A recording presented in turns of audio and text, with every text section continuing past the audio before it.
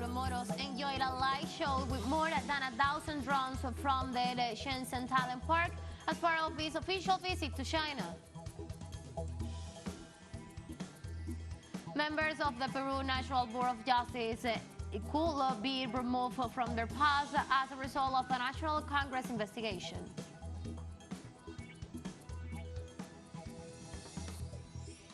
In Russia, regional elections began to choose the heads of more than 80 regions, according to the Central Election Commission.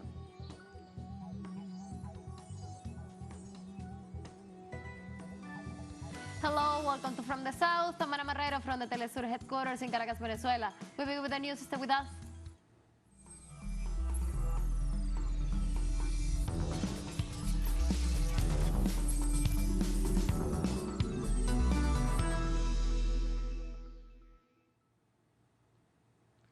In Argentina, the Minister of Economy and candidate for the presidency of Unión por la Patria, Sergio Massa, ratifies that in the islands he leads unity is threatened every day.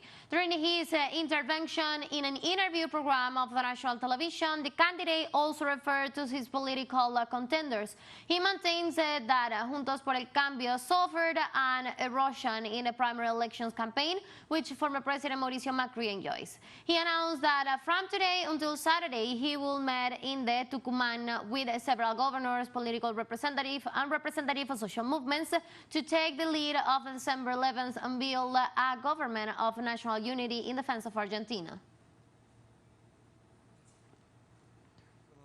Stop looking where there is none. We are all working together. You will see it on Saturday, you will see it on Friday. The governors, the social movement, the CTA, the CGT, they all agree on what is at stake. They are all aware of what Argentines can lose if we violate a model that in 2001 led us almost to the national dissolution. And that is what they are expressing. Still in Argentina, where the governor of the province of Buenos Aires, Axel Kicillof, participated in the inauguration of an onion parking and production from local producers, associations of Federación Rural, and stressed the importance of the state support for family farming. It is a strategy point located in the Onion South, as the area in the south of Buenos Aires and part of the province of Rio Negro is known. About 80% of the country's onion production is produced and exported from there. On Friday, the president of the Bolivarian Republic of Venezuela, Nicolás Maduro Moros, enjoyed a light show with more than 1,000 drones from the Shenzhen Talent Park, the first high-quality urban and theme park. At the highest technological level, Shenzhen City authorities welcome the delegation of the Bolivarian Republic of Venezuela, led by the head of state, who was received by Wang Wenyu, the secretary of the Lachan District Committee in Shenzhen City. President Maduro, together with the first combatant and part of the executive cabinet, were able to observe through drones and lights that thanks to innovation, creative ideas, and technological processes, Shenzhen is a truly intelligent city.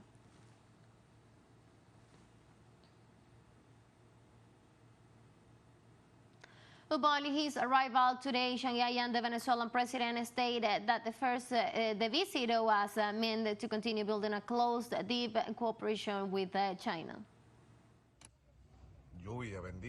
Rain, blessed rain, blessed water, arriving in the city of Shenzhen for a historic visit on behalf of all Venezuelans. Step by step building the new world geopolitics, building close and deep cooperation ties with the People's Republic of China. Here we are in China again. My greetings to all. It rains, it rained, it will rain good news. Greetings to all of you. Stay tuned. Venezuela's Executive Vice President Delcy Rodriguez met with her Chinese counterpart Han Shen as part of her work agenda in China. During the meeting, Rodriguez highlighted the purpose of establishing agreements for the benefits of both peoples and closely coordinating international and regional issues in different areas. She also indicated that the meeting was thanks to the strategic orientation provided by President Xi Jinping and his Venezuelan counterpart Nicolás Maduro, in addition to the friendship between Beijing and Caracas, which has been consolidated with the years.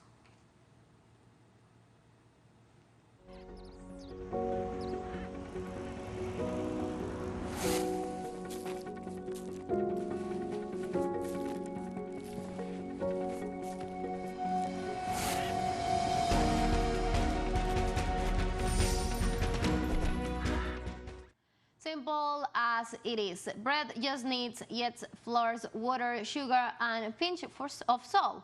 Benefits as it is, bread fits, nurtures, and comforts. That's the goal of spouses also Valdo and Tania, who have a small and artisanal bakery in Caracas that have been running for 13 years, selling their products at an affordable price. They are an example of how to be self-reliant while also community drivers. Our colleague Adriana Sibori and Luis Horacio Gutierrez went to their apartment and bring us their story in another episode of our series Venezuela on the Move. Enjoy.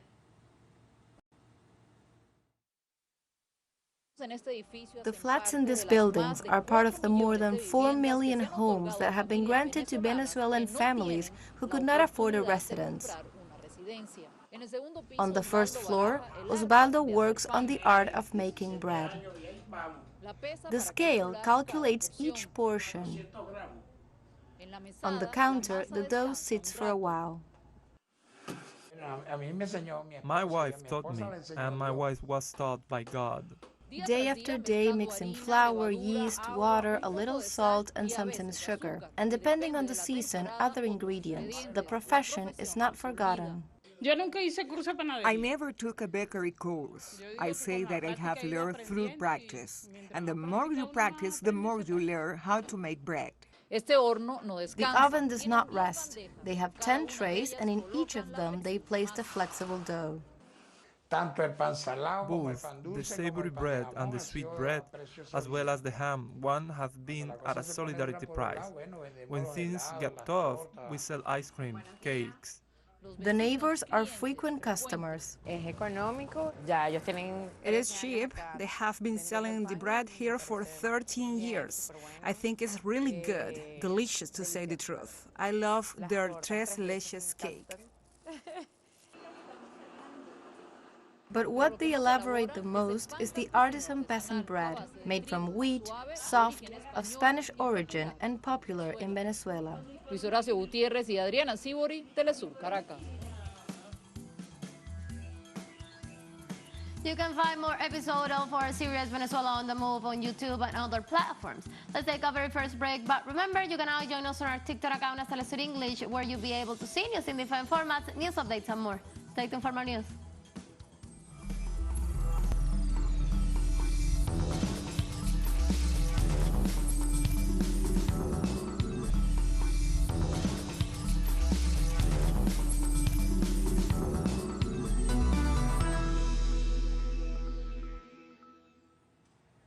Welcome back from the South. According to an article of the outlet The Washington Times, the former U.S. Deputy Assistant Secretary of Defense Jen Babin affirms that Washington should not send more aid to Ukraine until an Inspector General is appointed to oversee the assistance and investigate alleged corruption. According to the Babin, that inspectors could conduct civil and criminal investigations to determine how much of the U.S. aid to Ukraine is properly spent, how much is lost to corruption, and who benefits. For the columnist, Democrats are protecting U.S. President Joe Biden and his son Hunter Biden. In Peru, members of the National Board of Justice could be removed from their posts as a result of investigation by the National Congress. The motion presented by the Avanza País party to investigate the representative of the judiciary was approved by 84 votes. The report reveals that the members of the board incurrent in acts qualified as serious and applications of Article 157 of the Constitution have provided sufficient ground for removal and appointment of a new National Board of Justice.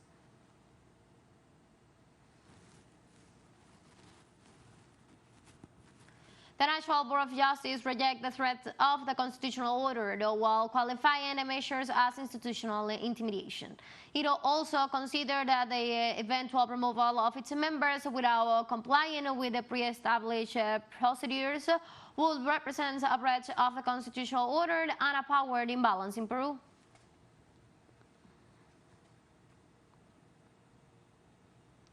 Cuban Interior Ministry authorities confirmed on Thursday the arrest of 17 people linked to the human trafficking network that works to incorporate Cuban citizens into war operations in Ukraine.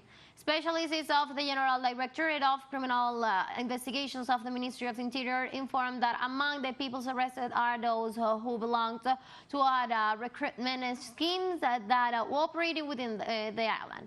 The organizers of this criminal activity identified individuals with criminal records or members of these functional families to incorporate them into a sort of network of mercenaries captors, as confirmed by Colonel Cesar Rodriguez, head of the unit.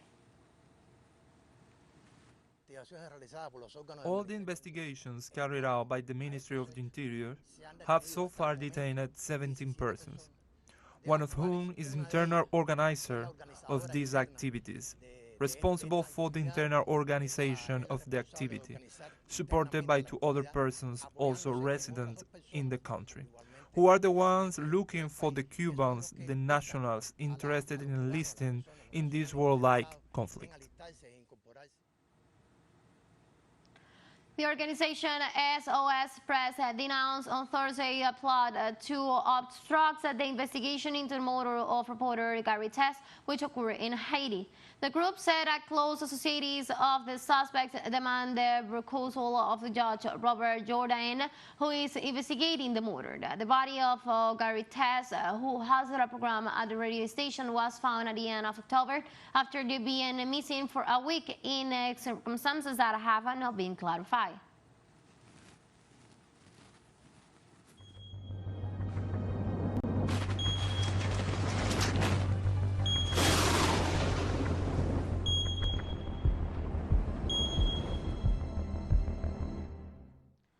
The Atlantic Hurricane Lee will cause RP currents in the Caribbean and on the east coast of the U.S. starting on Friday. Experts, however, don't know for sure where the storm is going. As about 11 a.m. on Friday, Hurricane Lee was about 565 miles east of the northern Leeward Islands, which are in the northeastern Caribbean, and the storm was moving west-northwest at 13 miles per hour.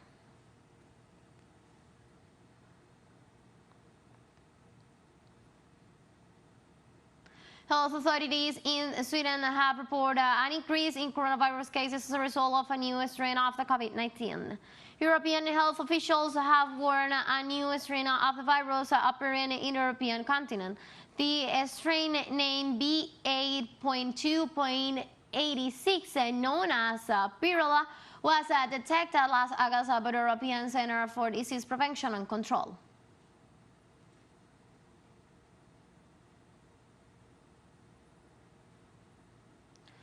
September 8th marks the first anniversary of the Queen Elizabeth II's death, the UK's largest surviving monarch. Ceremonial gunfire ran out across the UK on Friday to mark the accession of King Charles III as he paid tribute to his mother, Queen Elizabeth II, on the first anniversary of her death. The King's troops, Royal Horses Artillery, fired after one gun accession salute in London Hyde Park, following by a gun salute from the Tower of London, Edinburgh Castle, Cardiff Castle in Wales, and Hillsborough Castle in Northern Ireland.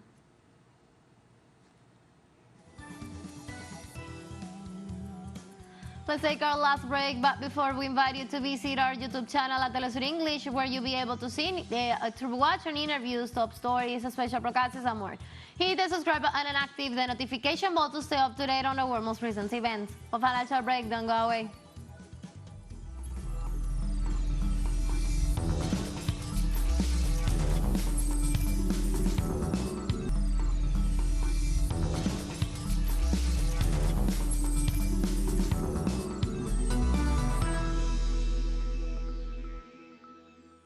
Welcome back. In Russia on Friday, regional elections began to choose the head of more than 80 regions, according to the Central Election Commission. Elad Pamfilova, the chairwoman of the commission, informed that press conference that senior officials will be directly elected in 21 regions and 20 administrative subjects, in addition to deputies of legislative bodies. Also, 17 regions will hold municipal elections, including for the mayor and governor of Moscow, the capital of the country.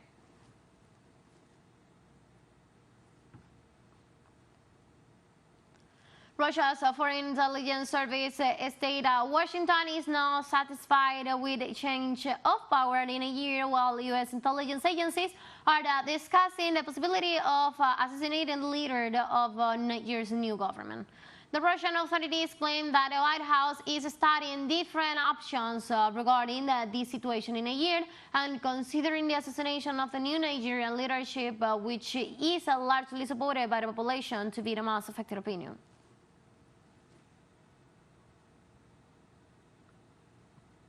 Officials at the U.S. military base in Niger are regulating their troops to the center of the country, away from the capital, Niamey. Informally, the officials stayed in the African nation had informed the U.S. media hours later. Sabrina Sainz, Deputy Defense Department spokesperson, confirmed the move. The 101st Air Base is moving to the 102nd Air Base located in Agadez.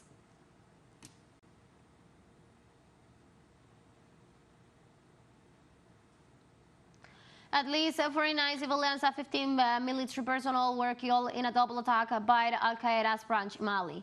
A statement from the country's foreign ministry said on Thursday that one of the attacks was directed at the passenger ship Timbuktu, and the other at an infrastructure of armed forces located in the municipality of Bamba in the region of Gao.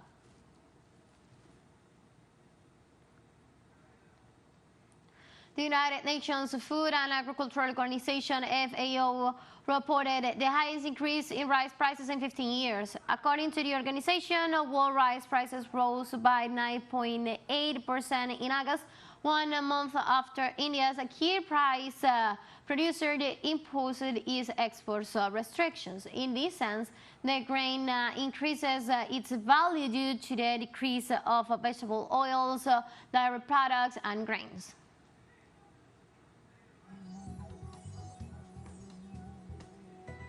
We have come to the end of this news brief, but you can find these and many other stories on our website at telesurenglish.net. You can also join us on our socials. We're on Facebook, on Twitter, and on Instagram as well. For teleSUR English from the South, I'm Ana Marrero. Thank you for watching.